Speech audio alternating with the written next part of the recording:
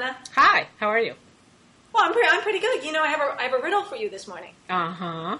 Why didn't Barack Obama win the Nobel Prize for Literature? Because he's only written 2 books. Ha ha. No, that's not the answer. What's the answer? No. The answer is because he has written 2 books. Right. Because he's not obscure enough. Is that the answer? He wrote 2 books. He did something in the field of literature. That's true. Oh, I get it. You want him to have won the Nobel Prize in Literature because you've actually heard of that author as opposed to the one who did win the Nobel Prize in Literature. I'm going to be explaining all my jokes at great length this morning. Sorry, I'm like a but joke explaining a joke killer. We've been reeling ever since we woke up because we woke up to, you know, I don't know about you, but when I wake up in the morning, I pick up, among other things, I pick up my iPhone and quickly look to see, I look at Drudge to see whether something happened because you never know, some big thing could, and said Obama won the Nobel Peace Prize, and I think like many people, a lot of people are making the same joke. I had to look to see if it was April 1st and that was the first thing. Is this like The Onion? Is there some? It really did seem like some kind of a joke. So we've been trying to sort of steady ourselves and get a grip on reality ever since. Or did it sink right in and you sort of accepted it? Okay, here's where I've already gone through the sort of the counterintuitive and then the counter to the counterintuitive, right? So the same thing this morning, I woke up and my email is all like, is this a joke? Is this a joke? That's all the emails that sort of I had flying around. And now I feel like, what's wrong with us that it's become the counterintuitive position to say that our president could have deserved the Nobel Prize? So I'm going to defend him. So you go first, because that's the position I've decided to take this morning. Well, I think that by giving it to him prematurely, before he's done anything, that what it implies is that they don't think he is going to do anything. So I think it's sort of like a child prodigy. They probably aren't going to go on to some great achievements in the future. So the big thing is how much they got so early. So let's give him the citation now so we can all feel good about that. That's one theory. I have a bunch of other theories. All right, let's stop with that theory. That Wait, let me go with that theory for a minute. I think that people who say that, you know, it's a slightly dishonest position because that is a problem one might have with the Nobel Peace Committee, right? It's like they are completely ridiculous in so many ways. I mean, I'd just like to point out that Yasser Arafat won this prize. I mean, need I say more, right? Like Kissinger won this prize. Well, that's the argument that it's just one more in a chain of ridiculous things that they do all the time. Right, but it's not Obama's fault. It's not Obama's fault. Like, we can't use that to criticize him, right? Yeah, and I'm not criticizing him. You know, I mean, Mickey Kaus wrote this morning, and has been getting a lot of citations for this, that what Obama should do is refuse the award. That the most impressive thing would be that if he were to refuse. It's not the fact that he won it doesn't say anything against him. It says it's a problem with them for giving it to him when they did. Well, you know, I think the timing is a little unfortunate because what was the talk all this week, right? This was on your blog. This was on lots of different places. It's like, you know, you feel the worm turning, and weirdly the worm has turned over that video of children. Failures. Yeah, well, it's like the children singing on healthcare, right? That's the thing that tips you and many people over the edge. Like when the children sang during the campaign, there was actually this very charming video of some school kids, you know, it's like, it was like McCain to the right, Obama to the, and everybody, that was an awesome, you know, that video went around, everyone really liked it. This video went around about kids thinking about Obama healthcare, and everyone was like, okay, enough. Like, we're done with the kind of symbolic hope version of Obama. Like, we want some, you know, goods. And then, you know, and then Jon Stewart did that great riff, which was about Don't Ask, Don't Tell, which is actually incredibly convincing. And so Saturday Night Live had the imitation of him where he was talking about how he's done nothing. Right. Nothing. And over and over. What have I done? Nothing. What have I done? Nothing. Right. And of course, we don't, not the least of this is that he didn't get the Olympics, that he went over to Copenhagen. Right. As if just being there. And he, you know, I put the little video embed of his speech up on my blog because it was just unbelievable. The smile he had on his face as if he just thought he was the man, that his saying it, oh, I would like them. Right. Oh, well, of course then. Everybody else step back. He would like them. Right. And it just seemed ridiculous. And it's almost as if, I don't know, the Norwegians are like trying to make him feel better or something like that. It's not like they decided yesterday. Better. I mean, see, for me, it's like the theater kind of went down badly. Like all the things that were happening to create this theater of the Nobel were just kind of badly timed. It really is like a theater performance that's all gone awry, and the ultimate result being that like the curtain goes up and he has his pants down or something. It's like it all just kind of unfolded in a way to make him look ridiculous. But the substance, you know, it's not particularly ridiculous. this. Why does the Nobel Peace Prize for Literature is the Nobel Peace Prize is very different than the prize for literature, right? So these other prizes, like the prize for literature, are sort of lifetime achievements, sometimes for people who have been overlooked or who are deserving but haven't, been given credit. The Peace Prize is in a sort of different mode. It's right. Like shoving someone along, They basically take, if it's a prize for sort of, what's the exact wording of it? It's fraternity between nations, right? So like what you wrote on your blog is probably true. Like there is this sense in which there is this problem in fraternity between nations, and it's our fault, and more specifically it's George Bush's fault, right? And so now you have this person who represents the opposite of that, so they just kind of want to shove him along, and it is very symbolic. It's not like they're involved in American politics and care what's happening in the healthcare debate and know that most of the reason that he has failed to accomplish is the Senate. They're not into that. They're thinking on a sort of extremely high global level, Well, in fact, in other words, they really are giving him the award for the future, what they hope they'll do in the future, and by giving him the award, they're trying to make that happen. Yes, they're trying to make something happen. They're trying to and of course there's a part of me which feels like this is this kind of condescending European, naivete. There's definitely a big part of me that feels that they're like, wow, the Americans elected an African American, like he must be Martin Luther King. Let's give him the Nobel Peace. There's definitely a part of Europeans who are just kind of dumb to sort of the realities of American politics and the dirt of American, but they just don't get it, and they say like, oh, let's give the African American a prize. I definitely feel that. You feel that when you talk to Europeans. It's like they think he's their president, and the stupid Americans elected him by accident. But then why didn't he get the Olympics for Chicago? What was last Friday? It was all about, hey, the Europeans actually don't love us. They don't even love Obama. What happened? Right. It was a rude awakening. Exactly. It's like they don't love Obama as much as we do. Or is this a whole Denmark, Norway kind of the Scandinavian countries are all subtly different. Right. In ways that they want us to pay attention. Exactly, which we we're don't. We're not like Denmark. We're Norway. Right, exactly. The greatest country in the world. Exactly, and we don't know or care, and so they are exactly the same way. They think like, actually, he's the president of the nation of Scandinavia. He's not. The Americans don't deserve him. So there's an element of that. Now, I have to say, this is part of me which like bristles against blaming Obama for all of this. I was just, as I was sort of like researching this morning, I was remembering this fantastic article that Jacob Weisberg wrote in the Old New Republic. It was in the 80s, like 1986, whenever Elie Wiesel won the Nobel Peace Prize, and it was all about the just kind of gross lobbying that all of Elie Wiesel's friends did for him to win the Nobel Prize, and it was just kind of the unseemliness of it, and how now the Nobel Peace Prize has become sort of something like the Oscars. It's like, you kind of influence, you send presents to the people on the committee, you get all your friends to call, you offer money to their friends. It's all just kind of gross and corrupted. For sure, Obama had nothing to do with that. Like, for sure, he probably woke up this morning and said the same thing everybody else said, like, oh, God, I have to deal with this, he's not going to sort of present it that way, but you can imagine that his advisors huddling around were like, anticipating everything that you and I are talking about it and groaning, Right. Now they have to worry about defending that he deserved it. There is a certain potential for backlash and so on. What is he supposed to do about it? And I think there's an especial concern that it seems like the Europeans are trying to co-opt us into some internationalist movement and to undercut American leadership. I noticed that the citation, the official reasons for why he got the award themselves, said his diplomacy is founded in the concept that those who are to lead the world must do so on the basis of values and attitudes that are shared by the majority of the world's population. Now, maybe that sounds good to a lot of people, but I think to a lot of Americans' ears, it's saying, well, they want us to follow. They're saying, you're a great leader because of the way you follow us. So it's kind of undercutting American exceptionalism, or basically, as one of my commenters said, it's a prize for weakening America. Now, I'm sure they've all figured it out, that that's going to be what they will hear. The Rush Limbaugh show goes on in less than an hour. I'm interested to see how he presents it. There's going to be a backlash. It's sort of like, at some point, if one...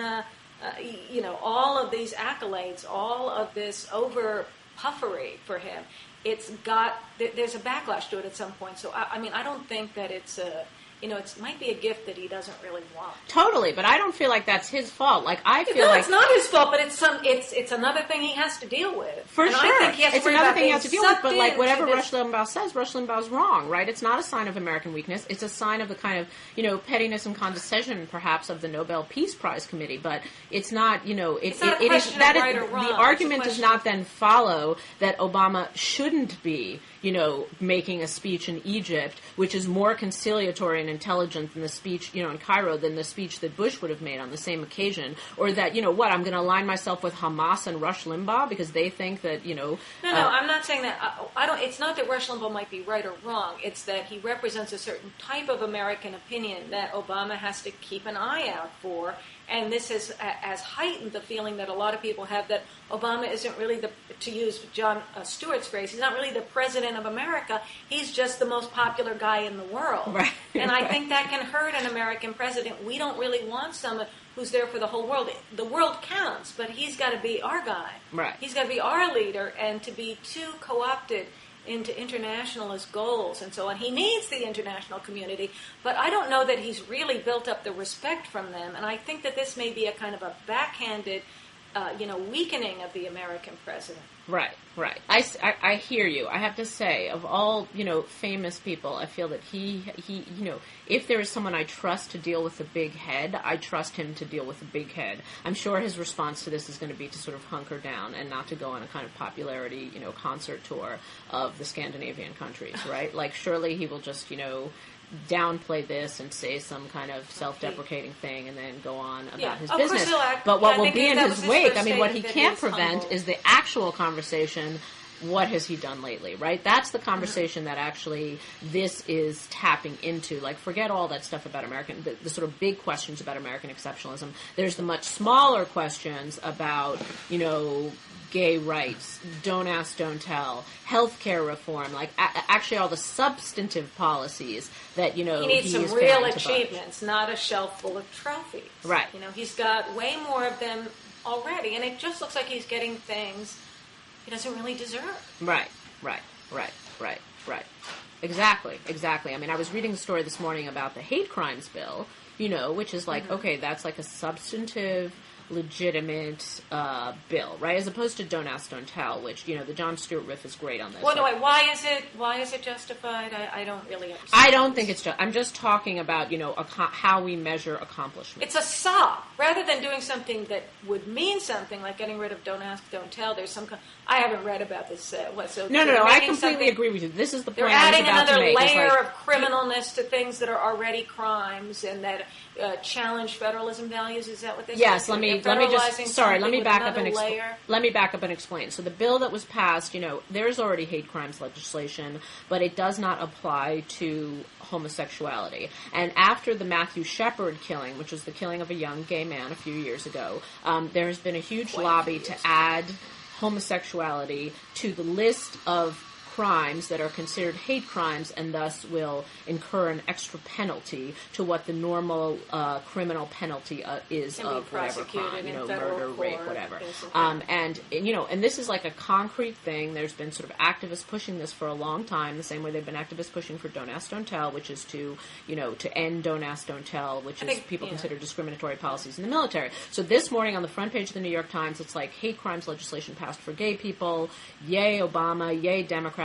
But my point, I imagine, is the same as your point. Hate crimes legislation is fine and symbolic, like the Nobel Peace Prize, but it affects, like, nobody. As opposed to Don't Ask, Don't Tell. Yeah, you said it was concrete. It's not concrete. It's abstract. It's abstract. It's concrete. It just doesn't really change the reality of anybody's life, right? Like, it is like an extra penalty. It's sort of symbolic, and then just kind of in a couple of cases, like Matthew Shepard's case. It's a sock to a group that wants someone to pat them on the head and give them something, but it doesn't really change anything. You're already talking about things that are already crimes. The real issue is one of federalism, which people don't seem to be able to talk about, except, during the campaign on the issue of gay marriage, he, like many of the other, or maybe all of the other candidates, came up with the "it should be left to the states" argument. So federalism is something that they whip out when they need it, and then when they want to make something into federal law to make some interest group feel good, then they do that. And the only reason they're making this group feel good now, rather than back however many years ago it was that Matthew Shepard got murdered,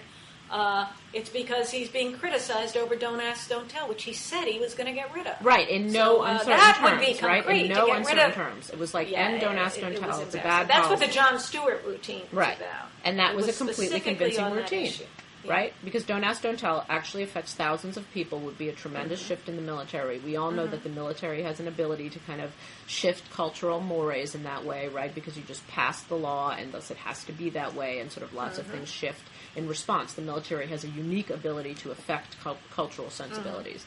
And so he's afraid to knock the military about something that they want to keep. Meanwhile, he's pretty intimidated by the military and not stepping up and doing the leadership things he needs to do with respect to the actual use of the military in various military situations. Right. So I mean, I guess that is all just to say that we are now going to, everybody's going to be having this kind of conversation.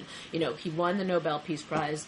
Number 2, does he deserve the Nobel Peace Prize? Number 3, let's go down the list, you know? And so that's, you know, I think that's the political problem that he has now, is that we're going to go down the list. It's going to be, you know, gay rights. We're going to have that same conversation we just had. And then, you know, healthcare reform. Well, that's all stuck in 100 different ways. You know, maybe that will pass some reasonable bill. They're hashing it out. Maybe it won't. Well, they'll pass something in the end. They have to pass something, and whatever it is, they'll say it's a victory. Right. And then we'll talk about Afghanistan, right? That's another thing we are now mired in, and what will happen, you know, will there be more troops, won't there be more troops? So it'll just be a time to sort of take the pulse about all the things that he promised to do and has not done.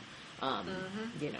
And one could argue that people were doing that anyway, and it was the natural moment to do that. Yeah, it kind of reminds me of the sort of a schoolyard taunt when you say to someone, "You're supposed to be so smart," and then every time you do something that isn't completely smart, you're supposed to be so, well, you won the Nobel Peace Prize. Yeah, so now everything that falls short, hey, Peace Prize boy, you know, you won the, you know, what are you going to do? Exactly. It's like the MacArthur genius. So, hey, genius, you know, what are you going to do about this problem? You're a big genius. Exactly. You're supposed to be the genius. Yeah.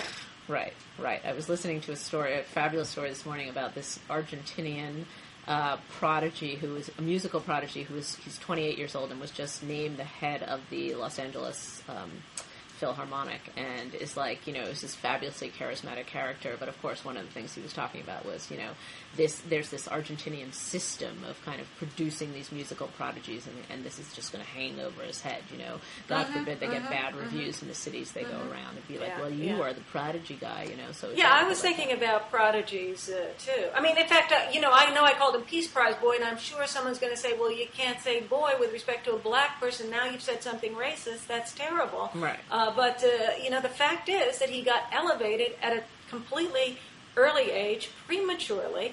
He is like a child prodigy, and I understand the sensitivity about characterizing him as a child. And I kind of wish I hadn't said that, because I feel like I'm going to get attacked for saying that. But the fact is that he has prematurely been elevated into something, and he seems like a prodigy.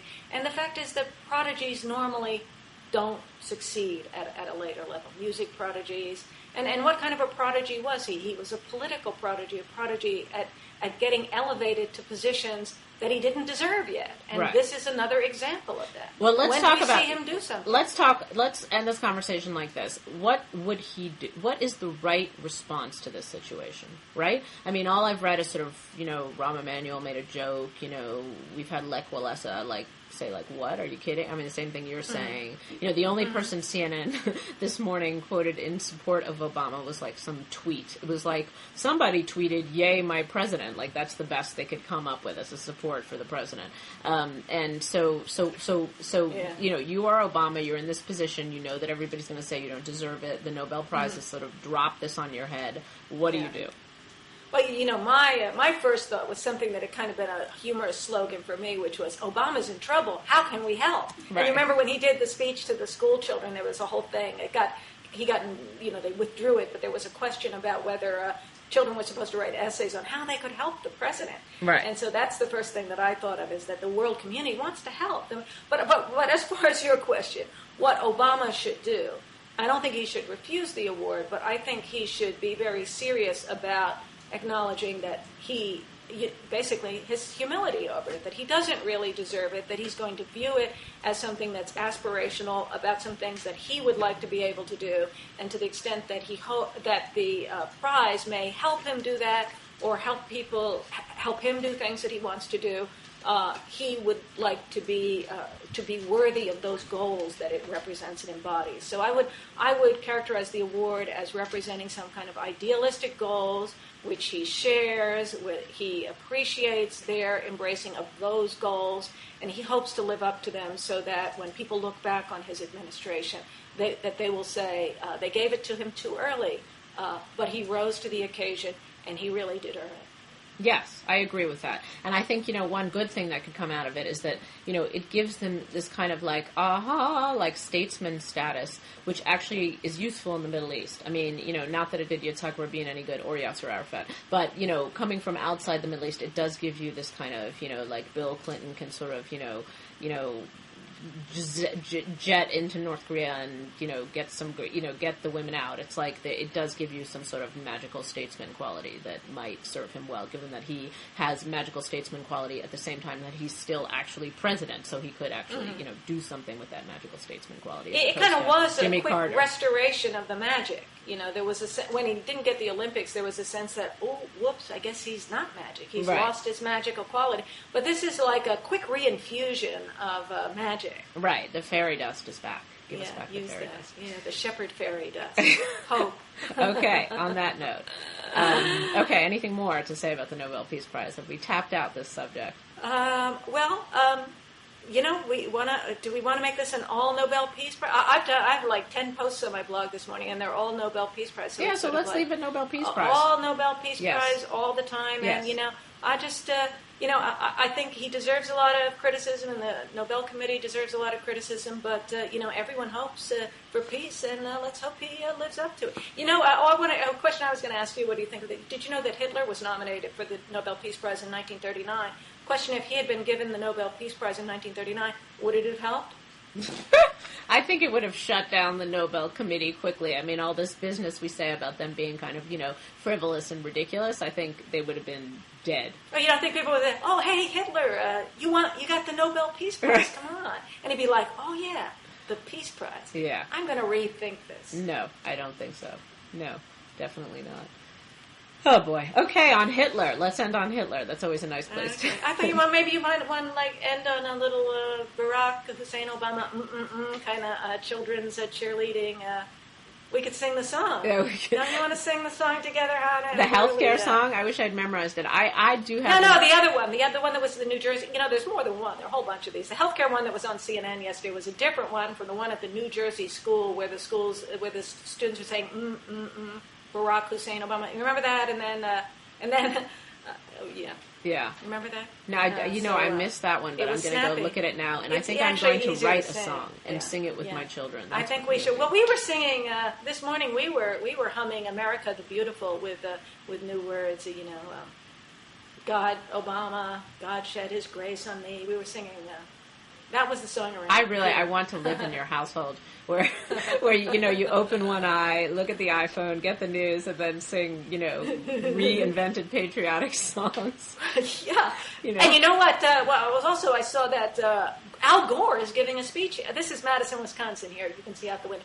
Al Gore is giving a speech today, and I'm afraid to go downtown and walk down State Street. I'm afraid of running into Al, like leaning against a lamppost, crying. Well, at least, you know what because, they gave him the award, but it was a consolation prize because he didn't get the presidency that he really wanted. He had to do all of this other stuff, make the movie, write the book, and then finally he got the award, and now they've just given it to Barack Obama. I guess Al Gore did write more books. Poor Al. He did write more books, right? And then the other person I'm concerned about is the Dalai Lama, because, he won the Nobel Prize. Right. And Obama just refused to meet with him. So it's sort of like, last week, Obama decides to meet with the Dalai Lama. Nobel Peace Prize winner, Dalai Lama. Next week, suddenly Obama's got the Peace Prize.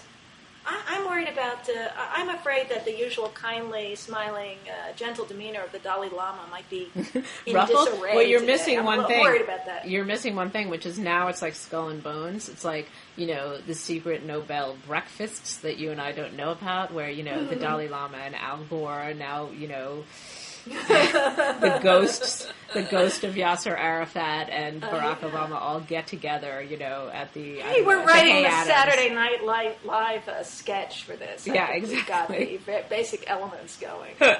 Exactly.